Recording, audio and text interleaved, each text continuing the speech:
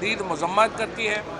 पाकिस्तान के अंदर इस वक्त जो सूरत हाल है वो ये है कि लोगों को उठाया जाता है और फिर उनका पता ही नहीं चलता। ये जनरल अमजद शोएब पाकिस्तान फ़ौज के लेफ्टिनेंट जनरल रह चुके हैं, one of the senior most हमारे जो साबिका जर्नैल हैं उनमें शामिल होते हैं। बहुत उनकी इज़्ज़त एहतराम है और हमारे क्रिटिक हैं। तहरीक इंसाफ के जो जनरल अमजद हैं वो बहुत बड़े क्रिटिक रहे हैं, लेकिन इसका मतलब ये नहीं है कि जो तनकीद करे उसको उठा लिया जाए। और इसके साथ साथ जो मोहम्मद ख़ान भट्टी अब 20 दिन हो गए हैं, उनका कोई पता नहीं कि वो किधर है। तो ये जो मिसिंग पर्सनस हो रहे हैं तेज़ी से, इसके ऊपर बड़ी तशवीश है तहरीक इंसाफ को, और इसके ऊपर आवाज़ उठाना हर पाकिस्तानी का फ़र्ज़ है। आज सुप्रीम कोर्ट में यहाँ पे जो मुकदमा है ये पाकिस्तान के आइन का मुकदमा है। पाकिस्तान का आइन एक बुनियाद के ऊपर खड़ा है जो कि ऑब्जेक्टिव रेजोल्यूशन में आर्टिकल 2A में दी गई है, और वो ये है कि पाकिस्तान के अंदर अल्लाह ताला की हाकमियत होगी और उस हाकमियत में अल्लाह ताला की दी गई लिमिट्स के मुताबिक जो मुंतखब नुमाइंदे हैं वो इख्तियार इस्तेमाल करेंगे।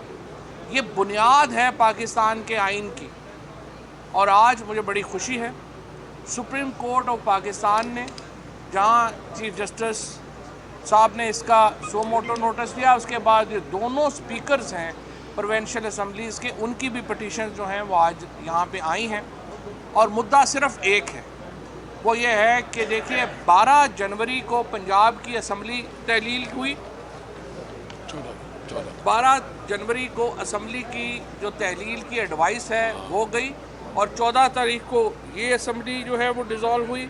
इसी तरह से 17 तारीख को खैबर पख्तूनख्वा की असम्बली की डिसोल्यूशन की एडवाइस गई और 18 तारीख को वो डिज़ोल्व हुई। और उसके बाद अभी तक इंतखाबात की डेट अनाउंस नहीं की गई। एक यूँ लग रहा है कि टेबल टेनिस का मैच चल रहा है इलेक्शन कमीशन और गवर्नर्स के दरमियान। वो कह रहे हैं कि जी ये इलेक्शन कमीशन की बारी है, वो कह रहे हैं ये गवर्नर की बारी है, और इन तमाम मामलात में जो अवाम है वो कहीं पीछे ही रह गए हैं।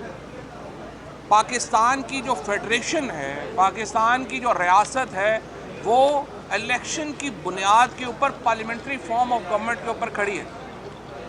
इस बात के ऊपर एक कंसेंसस है इस वक्त सुप्रीम कोर्ट के सामने कि तमाम जो फ्रीकेन हैं वो समझते हैं कि इंतखाबात 90 दिन के अंदर होने हैं। गवर्नर साहिबान ने भी अपने जो रिप्लाई है, इलेक्शन कमीशन का अपना रिप्लाई, उसमें कोई ये नहीं किसी ने कहा कि इलेक्शन 90 दिनों के अंदर नहीं होने।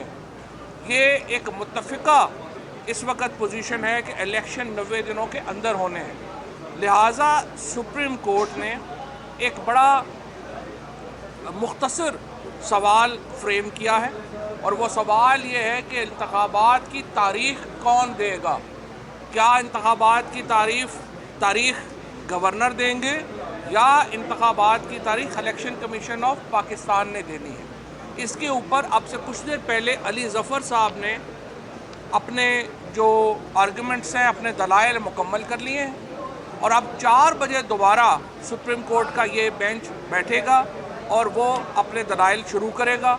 चीफ जस्टिस ऑफ पाकिस्तान अपने इब्तदाइये में ये बता चुके हैं कि इस केस का फ़ैसला कल हो जाएगा और आज ज़्यादातर आर्गूमेंट्स मुकम्मल हो जाएंगे।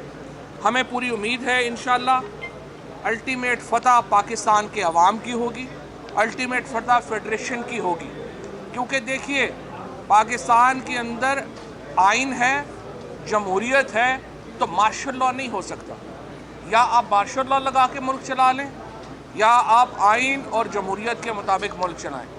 जिस तरीके से अभी हम देख रहे हैं कि शहबाज शरीफ की हुकूमत और सूबों में हुकूमतें चल रही हैं, ये इस आइन के मुताबिक 90 दिनों के बाद नहीं चल सकती।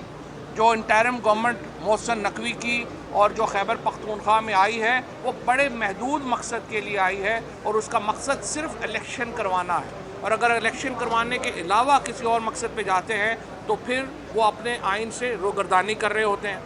मैं यहाँ पर सुप्रीम कोर्ट के ख़िलाफ़ जो एक मुहिम चलाई गई नून लीग की तरफ से उसकी मजम्मत करना चाहता हूँ। मैं अपने जो सुप्रीम कोर्ट के जज साहिबान हैं, जस्टिस एजाजुल एहसन साहब, मज़ाहिर नकवी साहब, इनका खुसूसन तहे दिल से शुक्रिया अदा करना चाहता हूँ कि जिन्होंने मैग्नेनिमिटी दिखाई और उन्होंने बेंच से आज खुद अलहदा होने का फ़ैसला किया। इसी तरह से जस्टिस अतर मिनल्ला साहब ने जो है ये फ़ैसला किया और जस्टिस आफरीदी साहब ने ये फ़ैसला किया, और उसके बाद 9 में से जो 5 जजेस रह गए जिनके ऊपर अब सबका इत्तफाक है, वो ये केस सुन रहे हैं। और मुझे पूरी उम्मीद है कि इंशाअल्लाह सुप्रीम कोर्ट अवाम के हक़ के इंतखाब का तहफ़्फ़ुज़ करेगी और इंशाअल्लाह पाकिस्तान में जो दोनों सूबे हैं वो इंतखाब की तरफ बढ़े। चौधरी साहब, आपके वकील ने ये कहा कि बेशक मुखालफ फरीक डेट दे दे कि 90 रोज़ में किसने इलेक्शन करानी है, कोई दे दे, क्या मरियम नवाज और नवाज शरीफ दे दे तब भी कबूल है? जो आइन के तहत देना है उन्होंने देना है। मरियम नवाज और नवाज को इलेक्शन की डेट देने के लिए तो मुझे लगता है कि ज़बरदस्ती कैमरों के सामने 5-7 बंदे खड़े करके करेंगे, वो भी नहीं करेंगे। कल जो जामपुर में इलेक्शन हो गए हैं उसके बाद इन्होंने इलेक्शन की डेट कोई नहीं देनी, ये तो सुप्रीम कोर्ट ने ही करना है और पाकिस्तान की फेडरेशन नहीं करना है जो करना है। इलेक्शन कमीशन का फैसला हो गया, आप असेंबली जा रहे हैं जी जी, जो सेक्शन जो आर्टिकल 224 है read with section 57 election act, president of Pakistan का इख्तियार है। और प्रेसिडेंट ऑफ पाकिस्तान ने, आपको याद होगा कि पहले ये ख़त लिखा था इलेक्शन कमीशन को कि आप खुद ये डेट दें। अगर इलेक्शन कमीशन ऑफ पाकिस्तान खुद भी नहीं दे रहा, गवर्नर भी नहीं दे रहा, तो फिर प्रेसिडेंट ऑफ पाकिस्तान सदर आरफ अलवी साहब ने सदर के ओहदे की इज़्ज़त बढ़ाई है। सदर आरफ अलवी इस वक्त पाकिस्तान की फेडरेशन के वो शख्सियत हैं जिनकी तरफ पूरा मुल्क देखता है गाइडेंस के लिए। आप वकील हैं, ये बताएं, एक तरफ 2 हाई कोर्ट में केस चल रहा था, सुप्रीम कोर्ट का ऐसे वक्त में आर्टिकल 184(3) का इख्तियार इस्तेमाल करना और तमाम प्रोसीडिंग्स को वहाँ से रोक के इधर लेके आना, आप इस समझ सुप्रीम कोर्ट, हाई कोर्ट तो अपना फैसला दे चुकी थी, उसके ऊपर अमल दरामद ही नहीं हो रहा। हाई कोर्ट ने फैसला दिया, उस पर अमल दरामद नहीं हुआ। ईसीपी कह रहा है गवर्नर तारीख दे देगा, गवर्नर कह रहा है ईसीपी तारीख देगा। 1 महीने से ज़्यादा का वक्त गुजर गया है, इलेक्शन कराने को ये तैयार नहीं है। देखिए, बाकी सारे किस्से कहानियाँ हैं, हकीकत सिर्फ ये है कि मौजूदा हुकूमत इलेक्शन कराने को तैयार नहीं है। वो अवाम के सामने जा नहीं सकते, इनकी हैसियत नहीं रह गई। इस वक्त जो नॉन फेसेस हैं जो टीवी पे इस हुकूमत के, वो तो बाहर खड़े होकर खाना नहीं खा सकते, लोग उनको अंडे टमाटर मारते हैं। लिहाजा ये हुकूमत इलेक्शन की चूँकि ये रिट खो चुकी है, ये जा नहीं सकती है। जाहिर है इससे ज़्यादा हम कौन सा केस होगा आर्टिकल 184। चौधरी साहब, पंजाब के लोग जो हैं वो डीनोटिफाई हो गया, उनका जो मुअत्तली थी और इलेक्शन कमीशन की तरफ से बहाली होगी। कब असेंबली जा रहे हैं, पहला सवाल। और दूसरा, कल इमरान खान पेश हो रहे हैं, दोनों अदालतों में क्या इंतजाम है? इमरान खान पेश हो रहे हैं, सिक्योरिटी अरेंजमेंट्स जो हैं वो देखे जा रहे हैं। इमरान खान के ऊपर कातलाना हमला हो चुका है, दोबारा मौजूदा हुकूमत ने कहा है कातलाना हमले का इम्कान है। तो मुझे तो समझ नहीं आती कि अदालतों के अंदर उनको क्यों इस तरह से जो है वो एक अदालत से दूसरी अदालत ले जाया जा रहा है। इससे इमरान खान की ज़िंदगी को ख़तरा है। लेकिन बहरहाल वो पेश होंगे, अदालत में, हाई कोर्ट में भी हुए थे, यहाँ पे और दूसरा असम्बली में राजा परवेज़ अशरफ भी।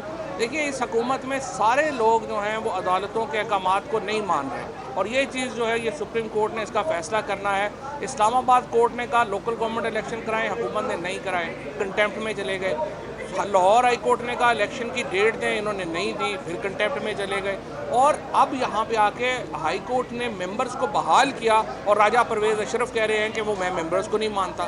तो आखिर अगर अदालती निज़ाम को आपने तस्लीम ही नहीं करना तो फिर मुल्क कैसे चलेगा? फिर तो आइन के तहत मुल्क नहीं चल सकता।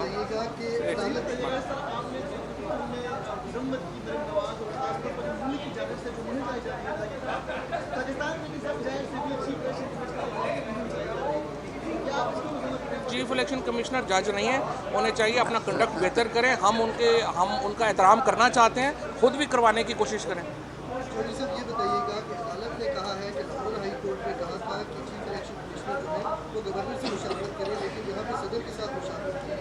आप कह रहे हैं कि सदर जो है वो इलेक्शन की तारीख दे सकते? नहीं, सुप्रीम कोर्ट ने तो ये कहा है कि गवर्नर की मुशावरत लिखी नहीं हुई 105 में, तो इलेक्शन कमीशन को तो डेट देनी चाहिए थी उसके बगैर, वो उन्होंने नहीं दी।